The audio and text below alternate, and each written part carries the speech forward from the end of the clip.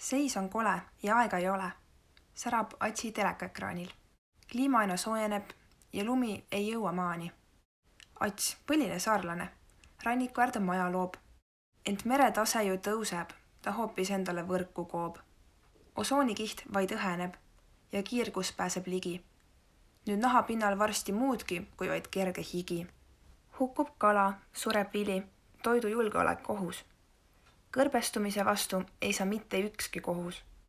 Kliimamuutustega võitlemine pole sugugi kerge, kuid vastasel juhul pole meie tulevik enam helge. Poliitikud vaid räägivad, et tõesti suur on see probleem, kuid kui keegi lillegi ei liiguta, lahendamata jääbki see. Neile tähtsamad on numbrid, trend ja populaarsus. Kui välja sureb lumeleopard, siis väljendavad solidaarsust. Inimesed üle maa on võtnud ohjad enda kätte. Oma tulevikku peab saama näha konkreetseis seaduse sätteis. Räägivad lauljad, näitlejad ja Instagrami sisuloojad, kuid kui ei kuula USA ärikad, pole sellest kasutoojat. Vaja muuta maailmapilti, et roheline mõtteviis saaks osaks inimestest endast ning säästlikumaks muutuks eluviis. Sorteerida saab prügi ja sõita tööle jalgrattaga. Bussis ei pea trügima, et säästa kütust küllaga.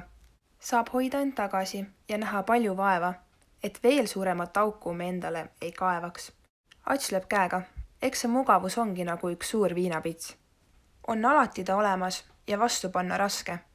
Vaid mõned hetked ning olemine pole enam karske.